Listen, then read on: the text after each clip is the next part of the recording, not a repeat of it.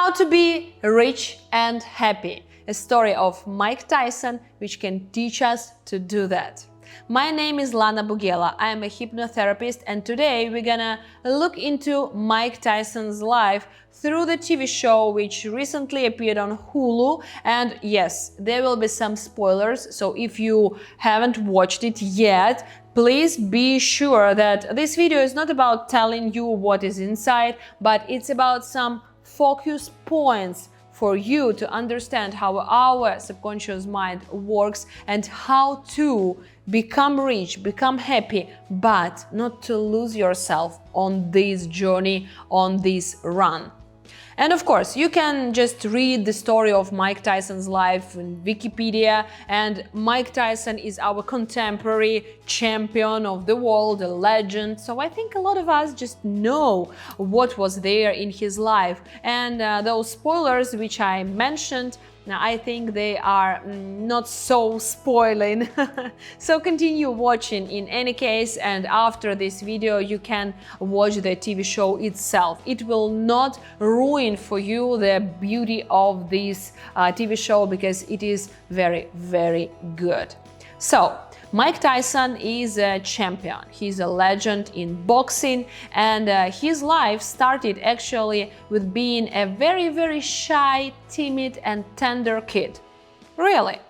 On my TikTok, I've talked about that. Follow this TikTok account because there you can find a lot more information about subconscious mind, and it is like 1 minute long. So every day you can work on yourself easily, just relaxing and looking through your feed.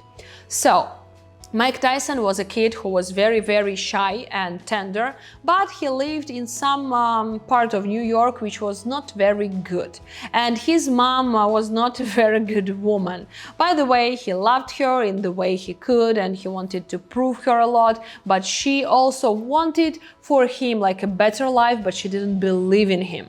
So that's how our limiting beliefs are formed due to our parents. We trust them so much. His mom was telling him that he's a piece of shit, actually, that no one gonna like him, and that everyone around him, they want only his money. And everybody around was telling Mike Tyson opposite, but he trusted his mom. Why? Because Mike Tyson is bad? No. He's a regular man, normal guy. All of us are doing absolutely the same.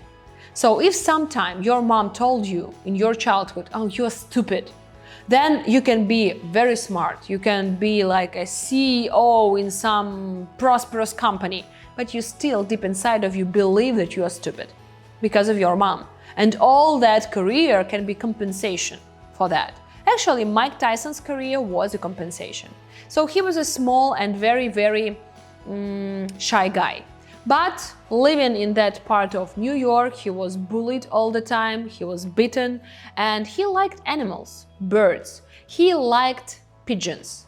And there is a crucial moment when one of bullies just tore the head of the pigeon in front of Mike. And Mike just was so angry.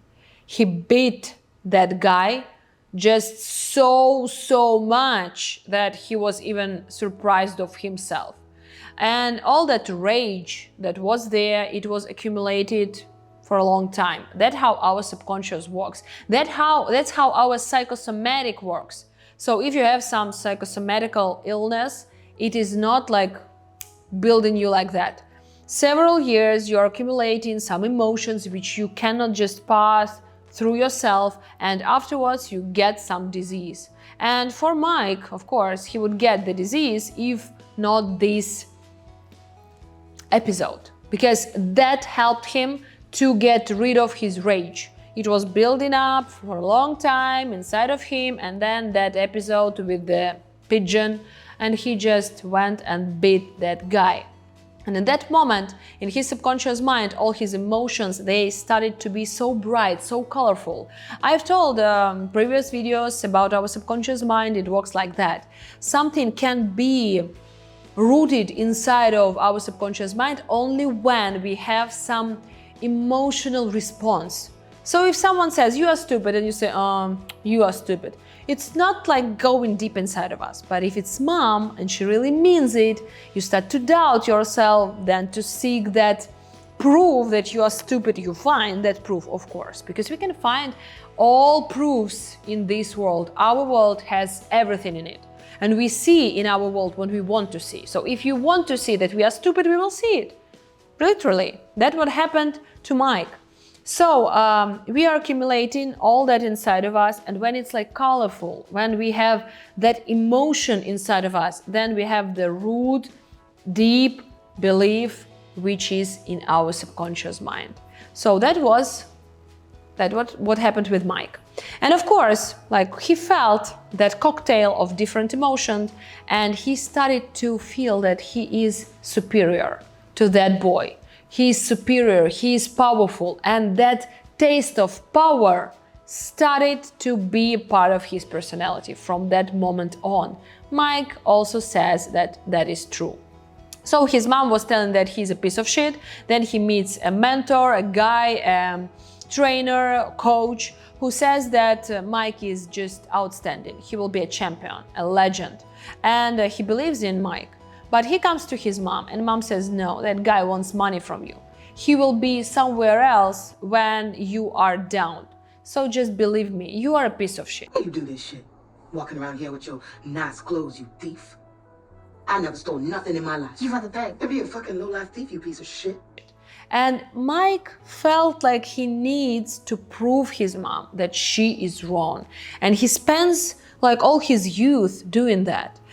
He is very afraid to lose that coach because Mike is still a shy, timid guy, and he's crying after his first win on the ring. And that coach says, no, champions don't cry, you cannot cry. And that's how that Iron Mike was built. So people around him was building him, and his subconscious mind was sucking everything in. And that's how Iron Mike was created. So he started to be that, like very angry, very rough guy, because he needed to defend himself. He needed to prove his mom that he worth it. He needed afterwards, after the death of his coach, he needed to prove to him that he can, then he can be that champion, because he saw the champion in him and he felt that responsibility to be the champion. Do you catch in what I'm cooking? Like that loop inside of his subconscious mind, because all the time he thought that he's not good enough. He needs to prove it, and so on. And also there is like a moment when that coach he comes to the hypnotherapist with Mike, and Mike thought that his right arm is weak, very weak, and hypnotherapist puts him into a trance, and the coach says, your right arm is amazing, it is the best, the strongest, and so on. Relax your hips. He even took me to a hypnotist. Relax your legs. Relax your feet. You have a wonderful right hand. You haven't really believed in it, but you will now. I actually think it helped. And that's what happened. Mike really had the strongest right kick. So that's how our subconscious works. I'm working with a lot of clients, and in Ukraine I worked a lot, and I worked with some football teams, and I worked with sales teams, and I worked with children who are about to go through some exam, and that's how we program ourselves for what we want. So it really works. You can see it with Mike Tyson.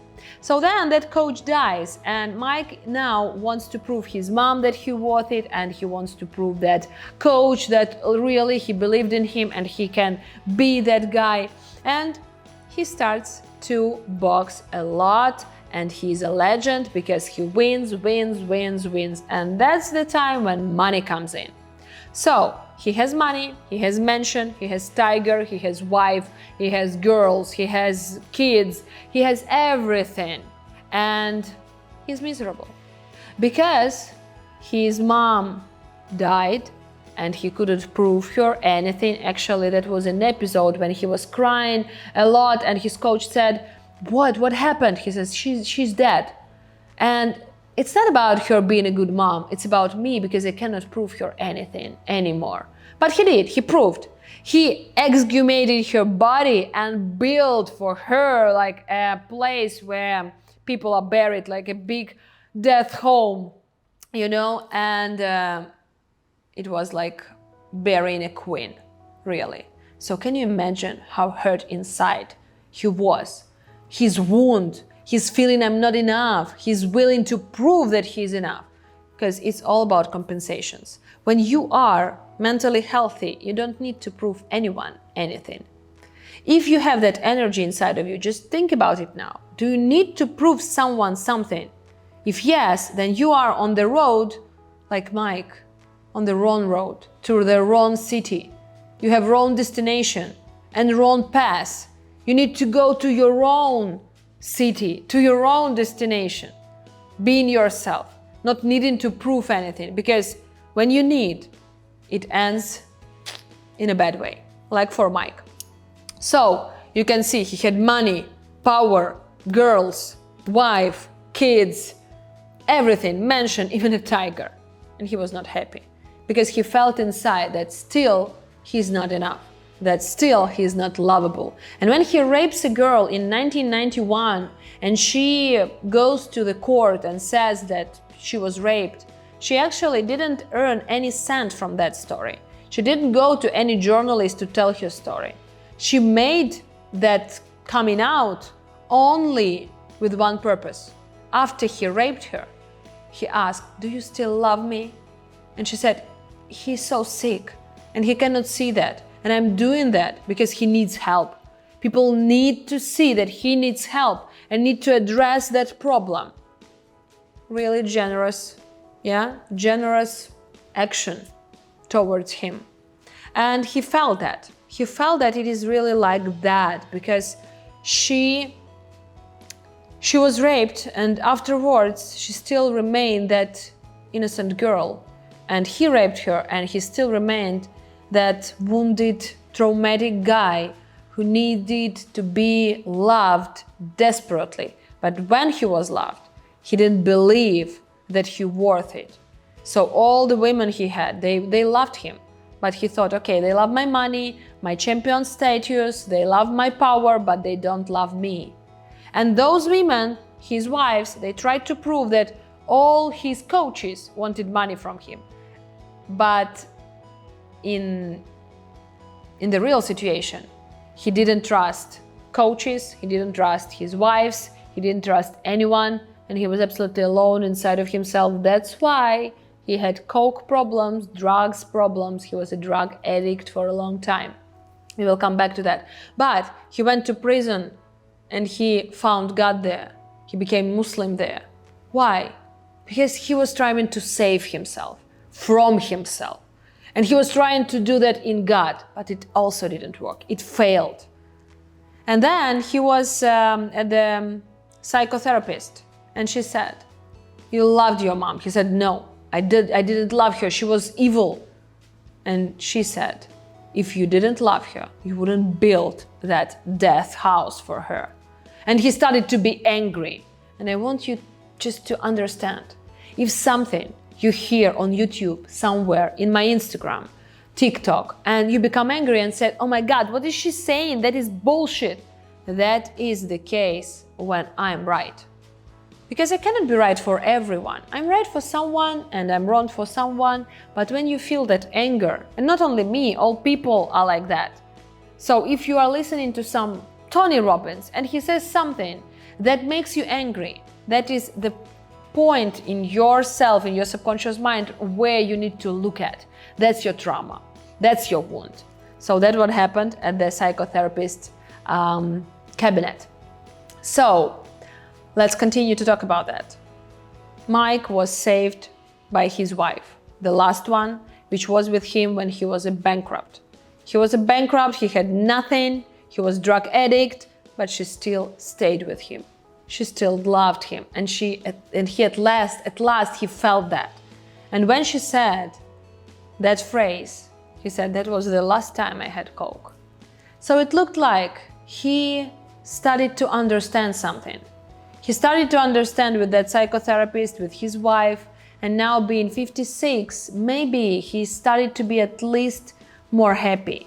So what I'm trying to say, money, power, everything around cannot prove us that we are enough. Only we can do that. Our parents can plant some limiting beliefs in us. And it's not because they are bad. It's because they don't have any other option, like his mom. She was fighting with his father all the time. That's how they were like saying, I love you. And he just soaked that in.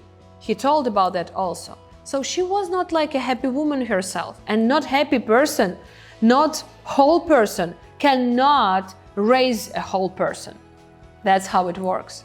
So she was not bad. She just couldn't do anything else. And he got that from her. And it is our job, the job of every one of us, to walk through our personal wounds, to walk through our personal limiting beliefs by ourselves. And then to have relationships, to have kids, to have career, and so on.